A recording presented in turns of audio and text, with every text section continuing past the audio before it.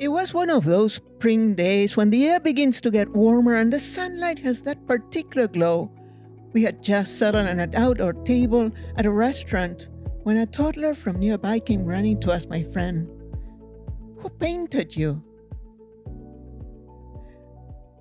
Just like that toddler, my friend was the first African American I had ever seen. We became friends, decided to go out for lunch, and at the edge of our table, two wide open eyes were looking at us, waiting to understand. Those words were simple, yet they revealed so much more. That radical freedom to slow down, to choose, to listen. A freedom that runs deeper than culture, that is wired in how we feel in our skin and body. My friend laughed and said, "God painted me." And in that moment, it hit me. If God has colored us all, it wasn't to create rivalries or guilt trips, it was to make life richer, more interesting. The rivalry, the shame, the suspicion, all that is on us because our bodies carry stories. The curve of a nose, the texture of our hair, the shade of our skin. We inherit more than eye color and bone structure, but stories of survival, oppression, migration, status that makes us self aware. And on top of that, we swallow half truths dressed as praise. Consider the headline that says, "First woman doctor," as if brilliant women never existed. No Trotta of Salern, no lecturer in the first medical school, no Fatima al-Fahiri who used her inheritance in the 9th century to open a university in Morocco, and so many other ones. Remember, people from all walks of life have been ingenious for centuries. When I came to the United States as a grad student, I learned I was a Latina who spoke Espanol. Growing up in South America, all my life I considered myself a Sudaca who spoke Castilian. And you'll say, "Dr. Lia, those are two words for the same language."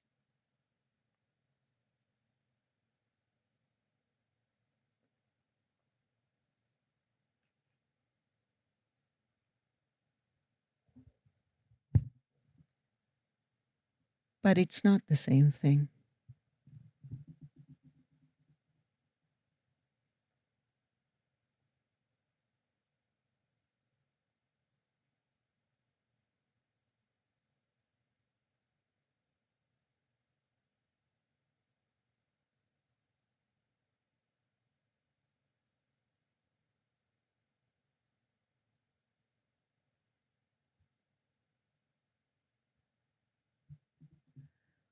We believe visibility is the price of belonging.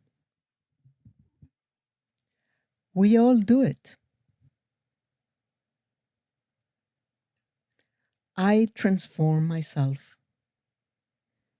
Becoming who I was for others is the outcome of an adaptive process, a new label placed into my identity and history. There is a jump in registers between how the world calls us and how we carry all those labels within us in our self perception.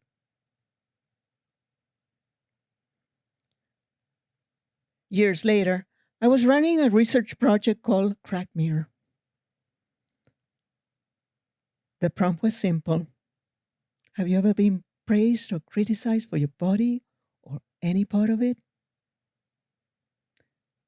What I've learned is that most adults deal with something: height, snaggled teeth, dry looking hands, sometimes for years, even for decades. The way we monitor our weight, straighten our hair, how we manage to use clothing, jewelry, or makeup to conceal or to distract.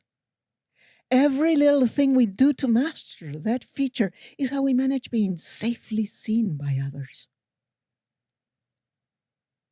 We call it shame, but it's not quite that.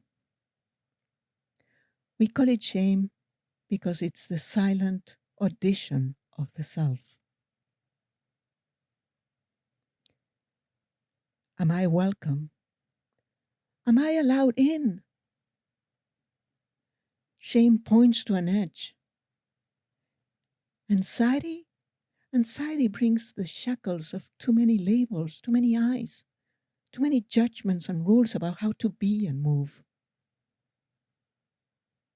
Yet Mother Nature gave us the power of self-esteem, the courage we can master. Shame is not the enemy. Shame is the gate towards authenticity. The more at home we feel in our body, our history, our place in the world, the quieter that question becomes. Confidence replaces doubt.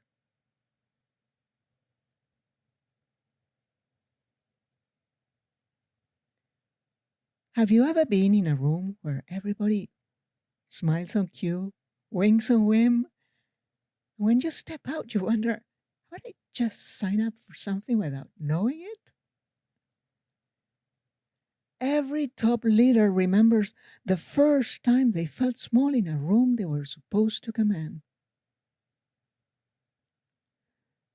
The glass ceiling is not out there in society. It sneaks into us in how we feel ourselves, how we perceive ourselves, how we measure the glances we get. Some people go through life with bodies that trigger suspicion, rejection, even fear. It makes us second guess our worth and feel small in rooms where we're meant to stand tall. Freedom lives in our capacity to see that any path is available to us and in the belief that we can make it real.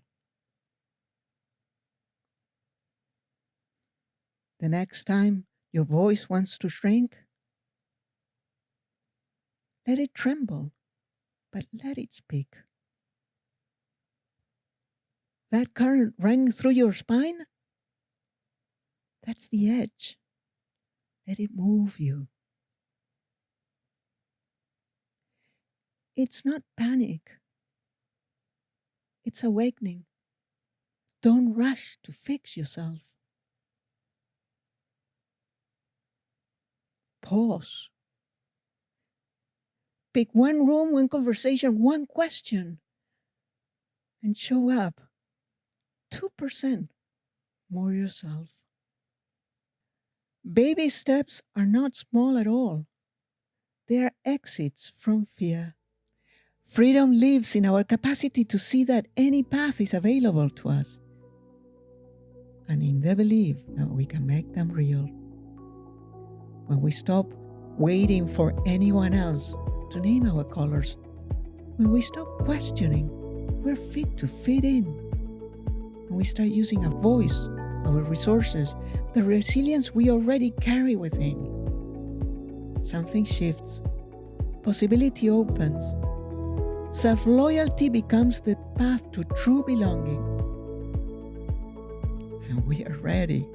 We are ready to play the cards we were given, or reshuffle the whole deck if we must.